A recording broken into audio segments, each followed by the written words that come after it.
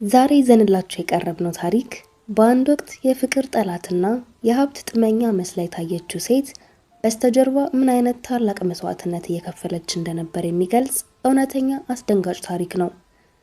ይህ ታሪክ ከባለ ታሪኩ ባለቤት ሰብስክራይበራችን በቀጥታ የተላከ ሲሆን ሁላችሁም ስሙትና ከኔ ህይወት ትምህርት ውሰዱ በማለት አጋርቶናል።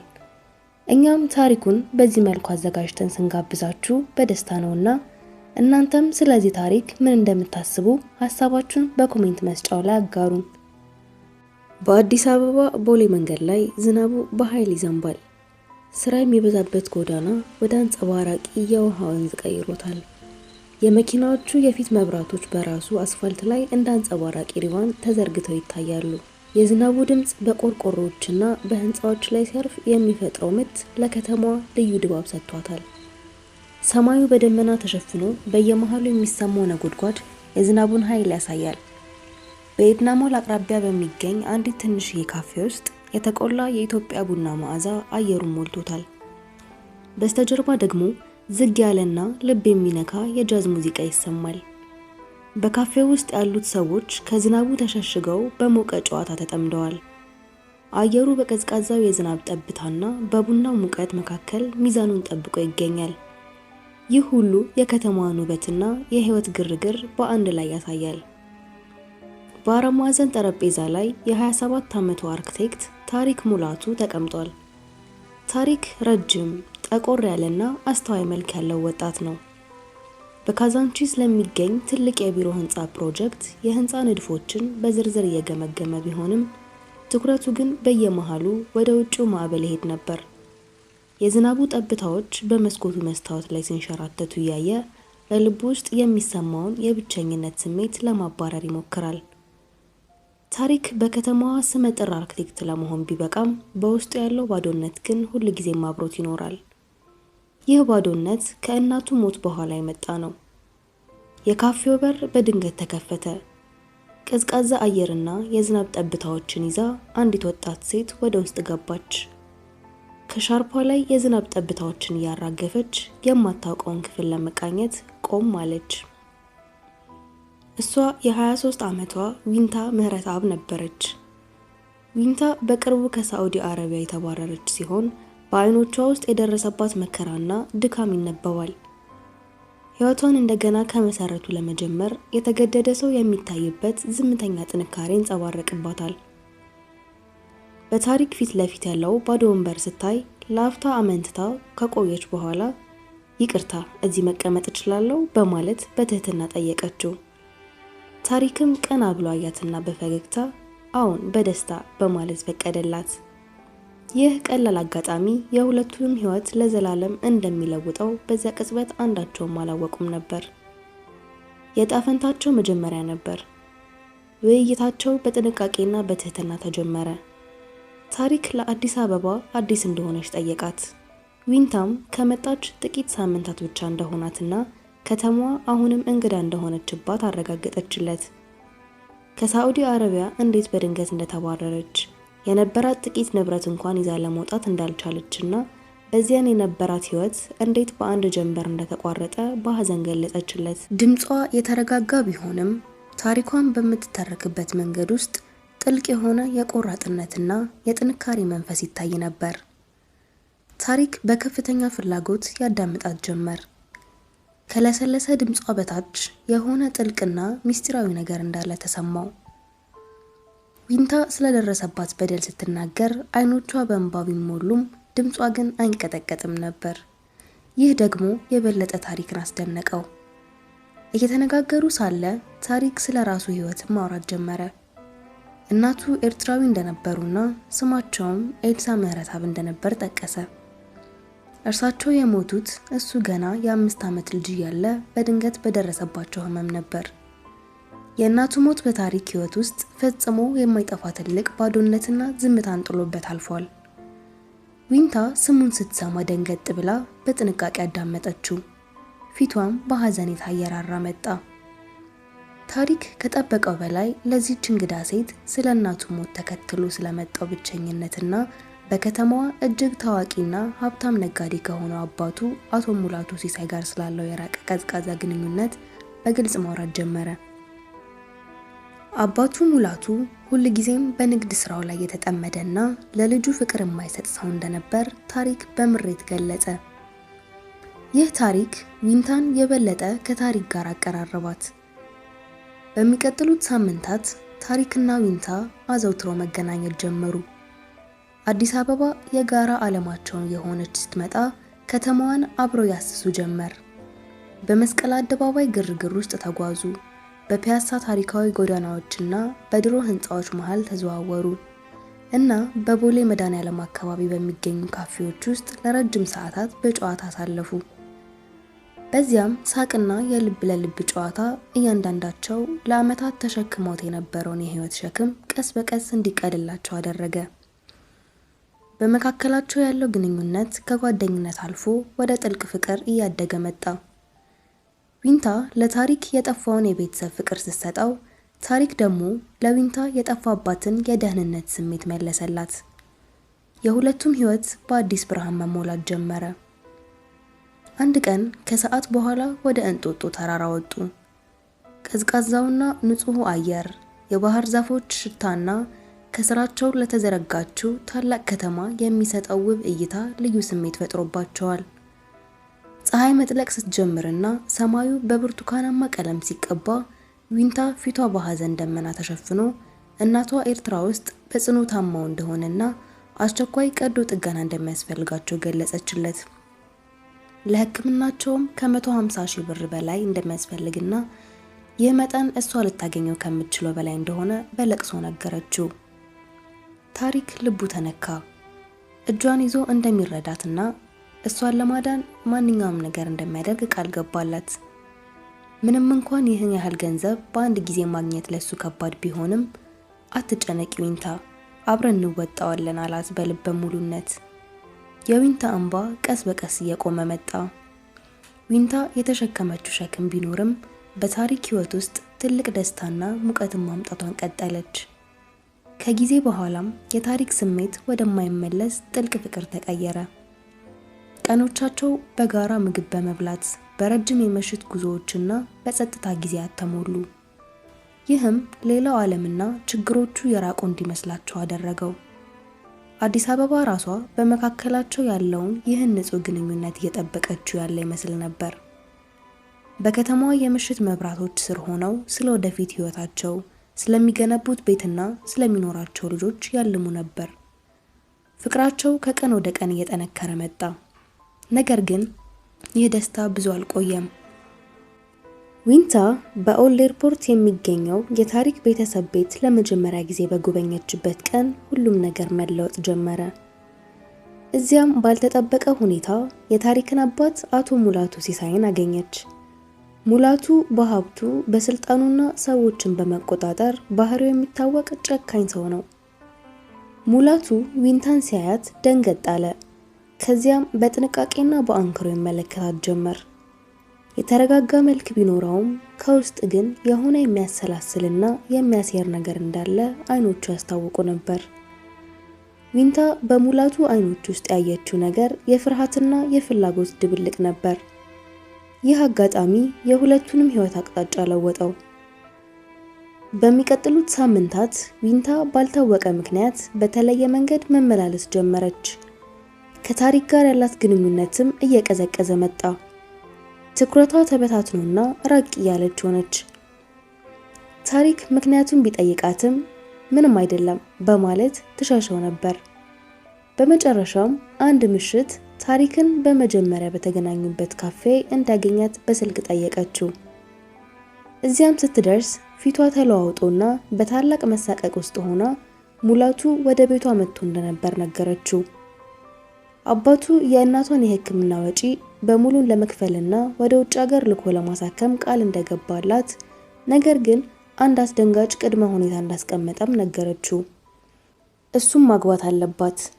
ይህ ጥያቄ ለዊንታም ሆነ ለታሪክ ታላቅ መርዶ ነበር። የታሪክ ልብ በድንጋጤ መታ። ታሪክ የሰማውን ለማመን ተቸገረ፣ ደነገጠ፣ ተቆጣ። ይህ ሊሆን አይችልም፣ አባቴ እንዴት እንዲህ ያደርጋል እያለ ጮኸ። ሌላ መንገድ መኖር አለበትና እሱ ራሱ ገንዘቡ እንደሚፈልግ ተከራከረ።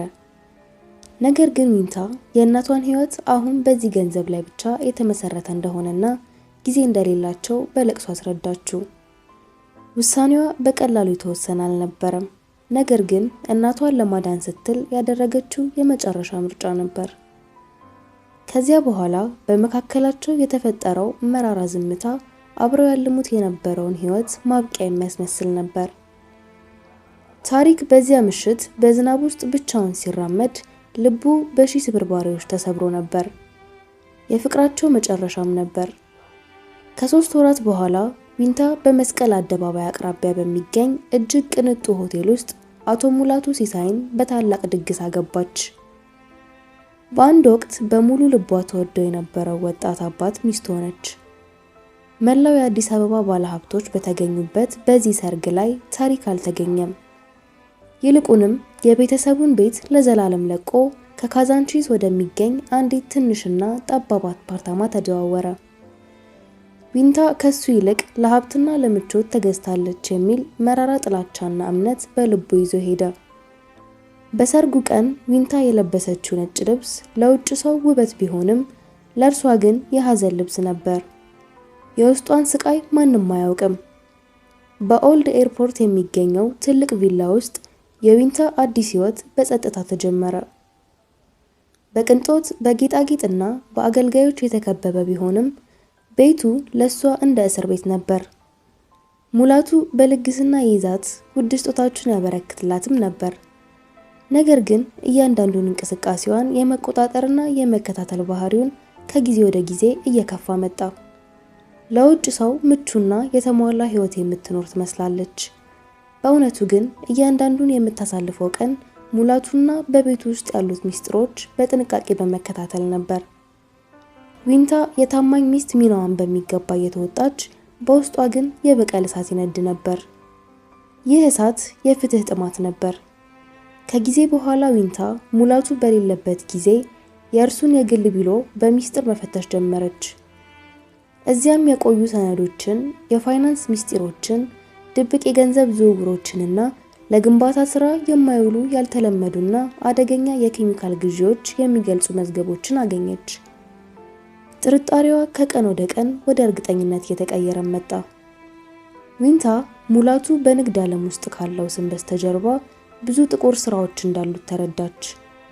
እያንዳንዱ ያገኘችው ሰነድ ሙላቱ ምን ያህል ጨካኝና ስግብግብ እንደሆነ ያረጋግጥላት ነበር። የዚህ ሁሉ ሚስጥር መጋለጥ የጊዜ ጉዳይ ነበር። አንድ ምሽት ሙላቱ ለሥራ ጉዳይ ከከተማ ውጪ በሄደበት ወቅት ዊንታ በቢሮ ውስጥ የሚገኝ አንድ በሚስጥር የተቆለፈ መሳቢያ ሰብራ ከፈተች። እዚያ ውስጥ ከብዙ ዓመታት በፊት የተጻፉና አቧራ የለበሱ የሕክምና መዝገቦችን የያዘ ፋይል አገኘች። የፋይሉን ሽፋን ስትከፍት ኤልሳ ምህረትአብ የሚል ስም በግልጽ ተጽፎ አየች። የቶክሲኮች ወይም የመርዝ ምርመራ ሪፖርቱን ስታነብ ኤልሳ ከመሞቷ ጥቂት ቀደም ብሎ በሰውነቷ ውስጥ ብርቅዬና ገዳይ የሆነ ኬሚካል ተገኝቶ እንደነበርም ተረዳች። ይህ ግኝት ለዊንታ ታላቅ ድንጋጤ ነበር። እውነቱ ቀስ በቀስ እየተገለጸላት ሲመጣ ሪፖርቱም በቢሮ ውስጥ ካገኘቻቸው ሌሎች የፋይናንስ ሰነዶች ጋር ስታነጻጽር ሙላቱ ኤልሳ ከመሞቷ ጥቂት ሳምንታት ቀደም ብሎ ያንኑ ገዳይ ኬሚካል በከፍተኛ ዋጋ ገዝቶ እንደነበር የሚያረጋግጥ ደረሰኝም አገኘች። የታሪክ አባት አቶ ሙላቱ ሲሳይ የገዛ ሚስቱንና የታሪክን እናት በሚስጥር መርዝ ገድሏታል። ይህን ያደረገው ንብረቷን ለመውረስና በወቅቱ የነበረውን ሌላ ሚስጥር ለመሸፈን ነበር። ዊንታ ይህንን ስታውቅ ልቧ በሐዘንና በቁጣ ተሞላ። ለታሪክና ለእናቱ ፍትህ ለማግኘትም ቆረጠች። የበቀል እቅዷን ማዘጋጀት ጀመረች። ከዚያን ጊዜ ጀምሮ የዊንታ ሕይወት ዓላማው ሙሉ በሙሉ ተለወጠ። የታማኝና ታዛዥ ሚስት መስላ የታየች ሙላቱ ላይ ማስረጃዎችን በሚስጥር መሰብሰብ ጀመረች። ሰነዶችን እየቀዳች ድምጾችን እየቀረጸችና ሙላቱን ከታላላቅ የፋይናንስ ወንጀሎች ከግብር ማጭበርበርና ከከፍያው የግድል ወንጀል ጋር የሚያገናኝ ጠንካራ ክስ በሚስጥር መገንባት ጀመረች። ይህ ሁሉ የምታደርገው ለራሷ ደህንነት ሳትሳሳና ለታሪክ ስትል ነበር። ዊንታ እያንዳንዱን ቀን የምታሳልፈው በስጋት ቢሆንም የያዘችው ዓላማ ግን ብርታት ይሰጣት ነበር። ፍትህ እስኪገኝ ድረስ አትቆምም። ዊንታ በሙላቱ ቤት ውስጥ እንደ እስረኛ እየኖረች ማስረጃ ስትሰበስብ 2 ረጅም ዓመታት አለፉ። ታሪክ ግን አሁንም በካዛንቺስ በድህነትና በሐዘን ውስጥ ሆኖ ስለ እውነቱ ምንም የሚያውቀው ነገር አልነበረም። አንድ ቀን ሙላቱ በቢሮ ውስጥ እያለ በድንገት ወድቆ ራሱን ሳተ። በፍጥነት በቦሌ ወደሚገኘው ቅዱስ ገብርኤል ሆስፒታል ተወሰደ። እዚያም በደረሰበት ምርመራ የልብ ድካም እንዳለበትና እድሜውም ጥቂት እንደሆነ ታወቀ። ሙላቱ በሞት አፋፍ ላይ ሆኖም አሁንም ሰዎችን ለመቆጣጠር ይሞክር ነበር። ይህ ግን የመጨረሻው ሙከራ ነበር። በሆስፒታሉ በነበሩት ረጅም ምሽቶች ሙላቱ የሞት ጥላ ሲያንዣብብበት በህሊና ወቀሳ ይሰቃይ ጀመር። አንድ ምሽት ዊንታ ብቻዋን አጠገቡ እያለች በግልጽ ማውራት ጀመረ። በመጨረሻም ከዓመታት በፊት ኤርትራ ያለ በኤልሳ ውበትና ሀብት ተማርኮ እንደነበር፣ ነገር ግን በኋላ ላይ ንብረቷን ለመውሰድና ለስልጣን ሲል እንቅፋት ሆና ስላገኛት መርዞ እንደገደላት ተናዘዘ። ዊንታ ይህን ሁሉ ንግግር በስልኳ በሚስጥር ቀረጸችው። አሁን ጠንካራ የጽሑፍ ማስረጃም የድምጽ እምነትም ቃል በእጇ እንዳላረጋገጠች። የሙላቱ ድምጽ እየተቆራረጠም ቢሆን እውነቱን መናገሩ ለዊንታ ታላቅ ድል ነበር። በማግስቱ ጠዋት ዊንታ ለታሪክ ደውላ ቦሌ መንገድ ላይ በሚገኘው በዚያው መጀመሪያ በተገናኙበት ካፌ በአስቸኳይ እንዲያገኛት ጠየቀችው። ታሪክ መጀመሪያ እምቢ ቢልም በድምጿ ውስጥ ያለውን ጭንቀት ሰምቶ ለመምጣት ተስማማ። እዚያም እንደገና ዝናብ እየዘነበ ዊንታ ሁሉንም ነገር ገለጸችለት። የተሰበሰቡትን ሰነዶች፣ የኬሚካል ግዢ ደረሰኞችንና የአባቱን የድምጽ እምነት ቃል ጭምር አሳየችው። ታሪክ የሰማውንና ያየውን ለማመን ተቸገረ። ዓለሙ በላዩ ላይ የተደፋ መሰለው። አባቱ እናቱን እንደገደላት ሲረዳ በታላቅ ሐዘንና ቁጣ ተሞላ። እንዴት እንዲህ ያደርጋል እያለ በለቅሶ ጠየቀ። የልቡ ስብራት ከቃላት በላይ ነበር። በማግስቱ ታሪክና ዊንታ አብረው ወደ ሆስፒታል ሄዱ። በጸጥታውና በሞት ሽታ በተሞላው ክፍል ውስጥ ሙላቱ ደክሞና ዝም ብሎ ተኝቷል። ታሪክ ማስረጃዎቹንና የድምጽ መቅጃውን ከአባቱ ፊት አስቀመጣቸው። ለምን እንዲህ ያደረክ? እናቴን ለምን ገደልካት? ሲል በቁጭት ጠየቀው። ለመጀመሪያ ጊዜ ሙላቱ ምንም ሊክድ አልቻለም። በዓይኖቹ ውስጥ ሽንፈት፣ ፍርሃትና ጸጸት ይታይ ነበር። ሙላቱ ልጁን ለማየት ቢሞክርም ታሪክ ግን ፊቱን አዞረበት። የአባቱ ወንጀል ከማንኛውም ይቅርታ በላይ ነበር። ዊንታ የሁሉንም ሰነዶች ቅጂ አስቀድማ ለፖሊስና ለሕግ ባለሙያዎች እንደላከች ነገረችው። ሙላቱ የሚቆጣጠራትና እንደ ንብረት የሚጠቀምባት መስሎት የነበረችው ሴት ገና ከመጀመሪያው ጀምሮ የእርሱን ውድቀት እያፋጠነች እንደነበር ተረዳ። ያከማቸው ሀብትና ስልጣን ሊያድነው አልቻለም። ሙላቱ በህይወቱ መጨረሻ ላይ ብቻውን መሆኑንና ሁሉም ነገር እንደጠፋበት ተገነዘበ። የህይወቱ ፍጻሜ አሳዛኝ ነበር። ከጥቂት ቀናት በኋላ ሙላቱ በሆስፒታል ውስጥ ሞተ። ብዙም ሳይቆይ የተጀመረው ምርመራ ወንጀሎቹን በሙሉ አጋለጠ። ይህም በአዲስ አበባ የነበረውን ስም ለዘላለም አጠፋው። ጋዜጦችና ሚዲያዎች ስለ ሙላቱ ሲሳይ ድብቅ ወንጀሎችን በስፋት መዘገቡ። የከተማዋ ህዝብ በዜናው ደነገጠ። ነገር ግን አንድ የመጨረሻና እጅግ አስገራሚ ነገር ቀርቶ ነበር። የሙላቱ ኑዛዜ በህግ ባለሙያዎች ፊት ሲነበብ ግዙፍ ሀብቱ፣ ድርጅቶቹና ንብረቶቹ በሙሉ ወደ ልጁ ታሪክ ሙላቱ እንዲተላለፍ ተደርጎ ተገኘ። ይህንንም ዊንታ ሙላቱ በህይወት እያለና እሷን ለማስደሰት ሲል ማንኛውንም ነገር በሚያደርግበት ወቅት በሚስጥርና በብልሃት አሳምነው ያስፈረመችው ሰነድ ነበር። ታሪክ አሁን የከተማዋ ትልቁ ባለሀብት ሆኗል። ዊንታ ይህን ያደረገችው ታሪክ የተነጠቀውን ሀብት እንዲመለስለትና ለወደፊት ህይወቱ ዋስትና እንዲኖረው ነበር። ይህ የዊንታ የመጨረሻ ስጦታው ነበር። ከሳምንታት በኋላ ታሪክና ዊንታ በእንጦጦ ተራራ ላይ ቆመው የሚንጸባረቀውንና ሰላማዊ የሆነችውን ከተማ ወደታች ይመለከቱ ነበር። እውነቱ ታሪክ ስለ ህይወቱ፣ ስለ አባቱና ከሁሉ በላይ ስለ ዊንታ የነበረው የተሳሳተ እምነት ሁሉ ቀይሮታል። ለ2 ዓመታት በልቡ ይዞት የነበረው ጥላቻ ወደ ጥልቅ ፍቅርና አክብሮት ተቀይሯል። ታሪክ የዊንታን መስዋዕትነት ሲረዳ አይኖቹ በእንባ ረጠቡ። የፍቅራቸው ታሪክ በአዲስ ምዕራፍ ተጀመረ። በመጨረሻም ታሪክ ፈጽሞ ሊገምተው ያልቻለውን ታላቅ እውነት ተረዳ። ዊንታ መቼም ቢሆን አባቱን ከሷ አልመረጠችም። እሷን ወደ ሙላቱ ቤት የወሰዳት ስግብግብነት ሳይሆን ታላቅ መስዋዕትነት ነበር። እሷ የራሷን ሕይወት፣ ስምና ደስታ መስዋዕት ያደረገችው የቤተሰቡን ሕይወት ያጠፋውንና እናቱን የገደለውን ጨካኝ ሰው በሕግ ፊት ለማሳጣት ነበር።